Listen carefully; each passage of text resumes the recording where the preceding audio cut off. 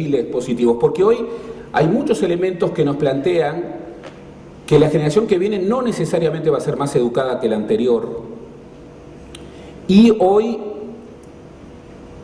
la educación no integra, sino que al mismo tiempo puede ser el gran factor de desigualdad. En la sociedad de la revolución del conocimiento, la aptitud, la calidad del aprendizaje que cada niño o cada joven tiene, lo hace más apto para incorporar nuevo aprendizaje. Y viceversa, la dificultad para el aprendizaje lo hace más refractario para incorporar nuevo aprendizaje. Con lo que la brecha, lejos de hacerse converger, puede estar divergiendo. Lo que ocurre es que esta idea de que el Uruguay es hijo de la educación sobredemanda la educación. La educación tiene que resolver en el imaginario de los uruguayos problemas que no tienen que ver con la educación. Y los docentes, además de educar, tienen que hacer otras muchas cosas. Y no necesito decirles, porque ustedes lo saben mejor que nadie. Y esa sobredemanda de la educación termina incluso en una sensación de desencanto que termina agobiando al docente. Si hace 50 años el Uruguay estaba obsesionado por el futuro y priorizaba el tema de la educación con propuestas de largo aliento, hoy deberíamos decir que estamos en mucho mejores condiciones para hacerlo, pero que además es inusitadamente más necesario hacerlo que hace 50 años. Entre otras cosas, porque el Uruguay está viviendo el crecimiento económico más importante de su historia. El país de las vacas gordas, que siempre vimos atrás, está acá, es hoy. Nunca el Uruguay creció como creció en estos últimos 10 años. Uno puede discutir si se han aprovechado o no las posibilidades. Y hay indicadores importantes. El Uruguay de 2004 tenía un 40% de pobres. Hoy, mediciones creíbles, esto es muy importante, lo plantean en un 12%. En el 2004 el Uruguay tenía una pobreza crítica, algo que el Uruguay no había conocido prácticamente, de un 4.5%. Hoy vuelve a tener una perspectiva histórica, más o menos un promedio histórico de 0.5%. El Uruguay incluso, desde el 2007 para aquí, está mejorando su redistribución del ingreso, su distribución del ingreso. Pero estamos lejísimos del índice de Gini, por ejemplo, que existía en el año 57, que era 0.29. Hoy, mejorando muy lentamente, estamos en 0.39. Y ojo, somos el país menos desigual en el continente más desigual. Pero esta mejoría no tiene futuro, y es lo que están indicando los estudios, no tiene futuro si no hay cambio en la educación. Podrá haber crecimiento, o podrá seguir el crecimiento, podrá haber otras transformaciones, pero si no hay cambio en el sistema educativo, la población vulnerable, mucha de la cual ha salido de la pobreza, volverá a la pobreza. Y la peor perspectiva del país, que es el país de los 3/3 que han estudiado Kaufman y Fernando Filgueira, bueno, se consolidará un país dinámico, con calidad de aprendizaje, un país marginal y un país en una situación intermedia que tiende a decaer, en particular en su sistema educativo, porque vive de los residuos del welfare que están decreciendo. El Uruguay está viviendo el síndrome de los países de renta media, que es que para pegar el salto no puede asumir como horizonte en ningún aspecto, mucho menos en el tema educativo, mantener las cosas como están, seguir haciendo más de lo mismo. Si esto es cierto en muchos aspectos, por ejemplo, es cierto en la matriz productiva y exportadora, en donde el país, por ejemplo, está viviendo una revolución agropecuaria, bueno, más de lo mismo ahí tampoco sirve. Si es cierto en términos de políticas sociales, donde el país puede revelar tendencias virtuales, más de lo mismo en políticas sociales no sirve. bueno, mucho más fuerte es en el sistema educativo, en donde hace 40 años que venimos de fracasos. Y por supuesto que la dictadura fue un gran fracaso, terrible fracaso, pero los 30 años de vida democrática marcan fracaso. Entonces, el punto de partida es más de lo mismo, no. Transformación, hay un paradigma que se agotó, que pudo ser exitoso en otro momento. José Pedro Varela pensaba hace 150 años en una educación básica desde los 5 a los 15 años. Hace 100 años, José Valle Ordóñez promovía la ley de liceos departamentales y decía que la ley de las cabezas de los departamentos debía ser la fuente para una universidad por departamento, 19 universidades. En el preámbulo decía, tiene que ser necesariamente pública, es decir, léase estatal, esa asociación entre público y estatal que los uruguayos entendemos como natural y que no es natural. Entre otras cosas porque es muy rara en el mundo. En el mundo, cuando se habla de la dimensión pública, no se asocia de inmediato al Estado. Pero los uruguayos tendemos a asociar lo público con el Estado. Y esta es una de las cosas que hay que romper. Romper. Sin embargo, esas modalidades que fueron exitosas en su tiempo, hoy están agotadas. El censo del 8 planteaba, los tiempos de Valle y Ordóñez, que el 49% de la cohorte en edad escolar estaba en el sistema educativo, pero en los liceos estaba menos del 1%, el 0.8%. Y en la universidad, en la enseñanza terciaria, estaba el 0.3%. Hoy tenemos números radicalmente diferentes. Hay una cobertura casi universal en la educación escolar. Tenemos una cobertura muy alta en el ciclo básico. Ha habido una verdadera revolución en la cobertura. Ustedes fíjense, los números son impresionantes. En el año 80, en la enseñanza media, teníamos 168.000 alumnos.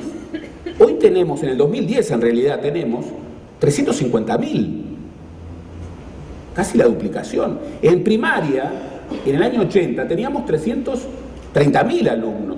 En el año 2010 había 340.000. El gran salto en la cobertura fue en la enseñanza media. Y acá otra revolución. En la educación terciaria, en el año 90, en el año 80, teníamos 34.000. Hoy tenemos 160.000. Pero lo que primero que debemos decir es que el pasado no sirve como receta cuando este país conservador, que entre otras cosas tiene el mito del pasado de oro, tiene que romper el pasado, esa inspiración, no es receta. Y hoy más que nunca en el plano educativo tiene que serlo así. Eso, entre otras cosas, significa decir que las ideas que nos ayudaron a vivir, en particular en el sistema institucional, en el paradigma educativo, hoy ya no sirven. Y quiero referirme allí. Tenemos que refundar las políticas universalistas, también en el terreno educativo. Un paradigma estatista en este contexto de pulverización de nuestra sociedad va a fracasar, como está fracasando. Hoy hay que repensar paradigmas universalistas y recombinarlos con lógicas particularistas, escapando a falsos dilemas, pero poniendo el centro de la nueva arquitectura institucional en el centro educativo. Y en esto estamos de acuerdo. Por lo menos está de acuerdo más del 80% del sistema político uruguayo y más del 80%, yo diría que más, pero más del 80% de los ciudadanos. Y diría que si hiciéramos con toda libertad un referéndum a nivel de los agentes educativos, también habría mayorías para acá, lo cual nos tiene que llevar a otra definición absolutamente clave. La educación la gobiernan los ciudadanos, es un tema ciudadano. Yo no acepto, yo vengo con la marca de la dictadura, que me estará marcando por siempre. Nunca aceptaré que los temas de la seguridad lo definan los militares. Es un sentido común. Nunca aceptaré que a la educación la gobiernen los docentes. La gobiernan los ciudadanos, es un tema ciudadano. Por supuesto que estoy de acuerdo y afirmo la necesidad de que los docentes participen. Claro que deben participar. Por supuesto que estoy de acuerdo en que las definiciones políticas deben tener un aterrizaje técnico. Por supuesto que estoy de acuerdo. Pero no estoy de acuerdo, y la mayoría de la sociedad uruguaya no está de acuerdo, en que algo tan ciudadano como es la educación la gobierne la corporación educativa. No. Y hay que decirlo con fuerza. No. Si la estadolatría ya no sirve y hay que repensar una arquitectura en donde el centro institucional sea clave, y se ha dicho, yo estoy de acuerdo, no educan los docentes por separado, educan las instituciones. Y si hay una institución en donde convergen átomos, en donde la sinergia es la última de las probabilidades, eso va a ir al fracaso, mucho más en una sociedad de fragmentación. Y quienes van a perder van a ser los más débiles. Si hoy hay que luchar, como hay que luchar, por la inclusión, bueno, hay que luchar y hay que luchar con mucho coraje en este tema. Hay que repensar la noción de lo público. Yo quiero un Estado fuerte, entre otras cosas porque creo que un Estado fuerte le hace bien en un país pequeño como este. Yo quiero un Estado que tome definiciones. Ahora, no acepto la vieja lógica de público-privado, entendiendo por público lo estatal. Hay que romper esto. Hay dimensiones públicas comunitarias que no son estatales, y confrontando lo público con lo privado. No, hay que articular el Estado como escudo de los débiles, el Estado como expresión del arbitraje ciudadano, tiene que jugar un rol absolutamente indispensable. No es simplemente que los centros educativos sin marco hagan lo que quieran. No, pero es eso, es un marco. Y luego los centros educativos, preta porté, respondiendo a las necesidades en función de adaptación de respuestas a realidades pulverizadas, que son las realidades de nuestra sociedad. Entre otras cosas, porque para afirmar la fortaleza de los más débiles, no se pueden desarrollar las mismas políticas. Hay que afirmar políticas distintas. Hay que recombinar el equilibrio entre lo común y lo disperso. Durante mucho tiempo creímos que la igualdad era hacer a todos iguales. Y la igualdad es incorporar, pero desde la diversidad, mucho más hoy, desde el pluralismo. Entonces, claro que tiene que haber una matriz común. Cada centro educativo tiene que diferenciarse y también tiene que parecerse. Eso es una identidad. Pero ojo, yo una vez escuché en un centro educativo decir a un director que ahí, por suerte, no se educaban a individuos, se educaban a pueblos. No, señor. No, señor. Terrible. No, señor. Siempre estamos educando a personas que no son átomos, pero que tampoco se subsumen en el colectivo. Hay una articulación, parecerse y diferenciarse. Eso es la identidad. Hay que rediscutir las autonomías. Hay que rediscutir las autonomías. Las autonomías pueden ser un escenario importante, por ejemplo, las autonomías de los centros educativos, para la participación. Ahora, las autonomías como espacio de la cautividad, en donde allí solo mandan los técnicos, entre comillas, solo mandan los expertos, entre comillas, y no hay rendición de cuentas. No, hay que romper con las cautividades. Hay que volver a las comunidades de aprendizaje. Por eso, hoy hay que repensar la arquitectura institucional del sistema educativo. Yo estoy de acuerdo, no tenemos sistema educativo. Esto ya se planteaba hace mucho tiempo. Tenemos una dispersión gigantesca. Bueno, y además, si tenemos una dispersión y vamos hacia una organización institucional que multiplica la dispersión, bueno, vamos a tener en una sociedad pulverizada más pulverización. No, hay que pensar en una nueva arquitectura institucional con lógicas en donde, bueno, lo común y lo diverso se recombinan de manera distinta. Hay que pensar en nuevos liceos. Hay que pensar en nuevos profesores. Yo estoy de acuerdo. Acá, en Uruguay, impera un desestímulo a la innovación. El profesor que innova pierde, se hace sospechoso. Se hace sospechoso. Particularmente en el sistema educativo público. Y eso es inadmisible. Eso genera para mí rebeldía. ¿Por qué? Porque los más pobres entre los pobres están en el sistema educativo público. Y ahí yo necesito a los mejores docentes.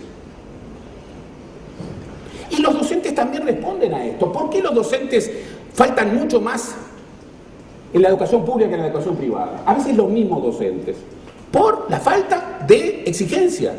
Una de las cosas más dramáticas que he escuchado como evaluación de la crisis es a un joven adolescente de un liceo público que me dijo: si yo falto, nadie se entera.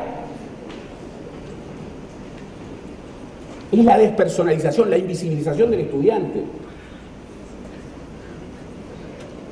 Hay que romper definitivamente con la dinámica, la dicotomía entre cobertura y calidad. Yo he sentido con espanto decir que es el momento de apostar a la ampliación de la cobertura. La calidad vendrá después. Estoy de acuerdo, es una estafa. Es una estafa.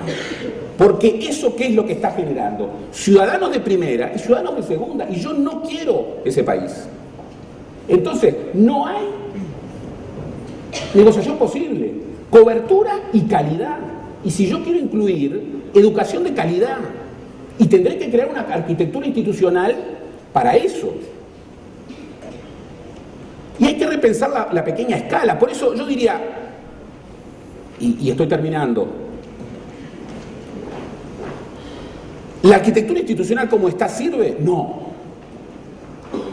La nueva ley, que no tiene defensores, ¿sirve? No. Hay que repensar una arquitectura institucional en donde el centro educativo sea clave y tenga márgenes de autonomía muy importantes. Y por otra parte, se recombine presencia del Estado y autonomía en una lógica del sistema educativo en donde la clave público-privada se busque integrar y no se genere una fisura. Hay que afirmar primacía ciudadana. El gobierno de la educación en una democracia representa al soberano. No hay espacios corporativos. Por supuesto que tenemos que pensar en una arquitectura institucional con participación de los docentes, pero no con gobierno de los docentes. El centro del sistema educativo no es el docente, es el alumno. Y el alumno expresa la primacía del soberano, que en una democracia es el ciudadano. Por supuesto hay que generar un impulso a un nuevo docente. Un docente que entienda que la innovación le hace bien a él, que se sienta cómodo. Un docente que pueda asociar su trabajo con una pequeña escala admisible. Y yo diría, y ahí termino, estoy absolutamente convencido que más de lo mismo al Uruguay no le sirve. No le sirve en ningún plano. Pero particularmente en el campo educativo. En la educación no hay revoluciones. No hay revoluciones. Habría que discutir si hay revoluciones hoy. Romeo Pérez discutía hace 20 años que había que defender la idea del cambio de la idea de la revolución. Y ahí hay que pensar. Ahí hay que pensar. Pero en educación no hay revoluciones. ¿Por qué? Y bueno, por lo que decía Julio Castro hace 50 años. Porque la educación tiene un impulso de adaptación, tiene una lógica, tiene un tropismo conservador, que hoy debe cambiar, porque ahí está el gran factor de innovación, pero que no cambia a tabla rasa. Nadie podrá cambiar la educación contra el pasado. Tendrá que reincorporar el pasado y con mucha audacia plantear lo nuevo. A veces, lo más importante para plantear lo nuevo, como decía Keynes, no era tener ideas nuevas, era dejar ideas viejas. Y en el campo de la educación uruguaya, por supuesto que a veces lo más importante es dejar ideas viejas. Pero hoy estamos en una coyuntura favorable. Miren, nunca hubo un consenso ciudadano tan fuerte respecto a la necesidad de una gran transformación educativa. Nunca hubo tanto consenso respecto a la necesidad de que aquí no hay ni corporación ni partido que tenga la solución para este gran problema, que acá se necesita un gran acuerdo nacional. Nunca hubo un respaldo, no unánime, pero mayoritario, para un rumbo, que incluso pasa por una reformulación institucional. Nunca hubo un equipo de técnicos de todos los partidos que pudieran consensuar rápidamente un 90-95% de las respuestas sobre lo que hay que hacer. Nunca fue tan necesario en términos de construir sociedad el cambio educativo. Entonces, retomando el pasado, un inspector ballista de los años 20 decía que el peor futuro para la educación era que la educación se convirtiera, sobre todo en el Uruguay, en una comunidad solidaria de la mediocridad. En una comunidad solidaria de la mediocridad. Bueno, para romper este espejo que 100 años después sigue siendo un espejo exigente, para romper el espejo de la peor perspectiva posible, que es el Uruguay de los 3/3 que tienden a diverger, para que la educación pueda ser instrumento de innovación, pero también instrumento de inclusión y no instrumento de exclusión, se necesita mucho coraje. Está todo dado, está todo dado. Tendríamos que tener un plan a 10 años, con objetivos muy claros, con rendición de cuentas permanente, y lo podríamos hacer. Tenemos antagonismos negociables, esta mesa lo prueba, tenemos problemas que todavía, incluso en términos de escala, tienen solución. Lo que no tenemos más, no hay más, es tiempo, no tenemos más tiempo. No tenemos más tiempo.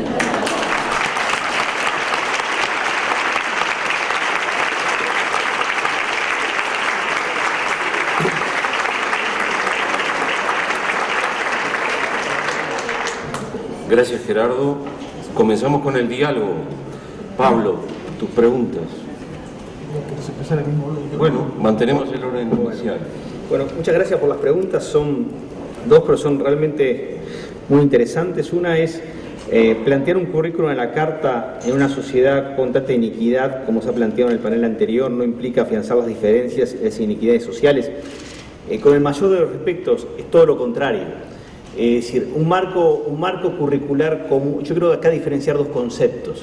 Nosotros estamos hablando de tener un marco curricular común que va desde los 3 años a los 18 años. Eso significa que para todo el sistema educativo, público, privado, diferentes ofertas, hay una visión compartida de qué educar, cómo educar y cómo evaluar.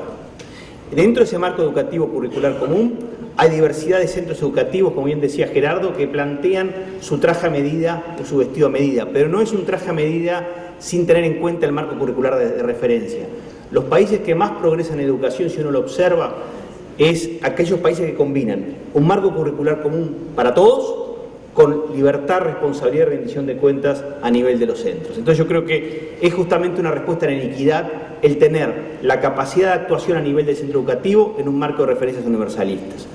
La otra pregunta, yo creo que le agradezco muchísimo, la primera y la segunda, porque creo que plantea otro tema central, que es sostener que el contexto socioeconómico no influye, no es desconocer que hay niños que solo comen en la escuela y que son prioridades que sus prioridades no pasan por la educación formal, sino por satisfacer aquello que reciben en la escuela y no en su entorno. Bueno, a ver, nosotros no estamos señalando que el contexto no influye en los resultados educativos. Lo que decimos que lo que hace finalmente la diferencia sustentable en las oportunidades de aprender de los niños es la respuesta pedagógica curricular del docente. Entonces, lo que queremos decir con esto es que no se puede seguir con el argumento que el contexto socioeconómico es el determinante de resultados educativos. Y como bien señalaba Gerardo hace un rato atrás, la propia evolución económica y socioeconómica del Uruguay de la última década desterraría esa idea, porque en definitiva, en contexto socioeconómico mejorado, no hemos tenido capacidad de respuesta educativa. Y no hemos tenido capacidad de respuesta educativa porque tenemos un enorme déficit de preguntarnos qué educar. A ver, un indicador, yo no sé si revolución o cambio, no sé, tendríamos que un poco discutir eso, pero un indicador que marcaría una revolución en este país es que al comienzo de los años escolares, los ministros de Educación anunciaran novedades educativas y no se discutiera sobre los ladrillos que se van a construir. Todos los años escolares en Uruguay, lo que discutimos al inicio del año escolar es si el baño de la escuela, no sé, o la infraestructura de la otra escuela, siempre va a haber problemas de infraestructura, siempre los hubo y los va a haber. Pero que el problema que el Uruguay ha tenido ahí es que frente a ese discurso que se reduce muchas veces y gana, porque ese discurso gana siempre. Siempre van a ganar si el problema es la infraestructura. No hay manera de vencerlos en ese discurso, a quienes pregonizan ese discurso. El problema del Uruguay es que no ha habido una narrativa educativa para decir, no, señores, mire, yo no voy a discutir sobre el ladrillo, ¿vio? Porque ese es un problema del área de infraestructura y se va a tratar de mejorar, se va a tratar de hacer las cosas.